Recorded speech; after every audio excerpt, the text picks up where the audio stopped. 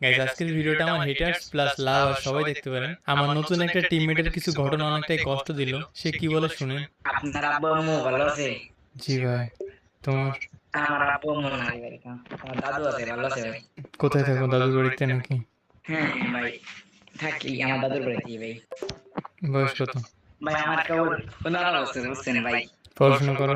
হ্যাঁ ভাই, এই পর্যন্ত লেখাপড়া করছি, এখন পরীক্ষা দেখি আর কাম করতে লাগে সবসময় ভাই। আচ্ছা।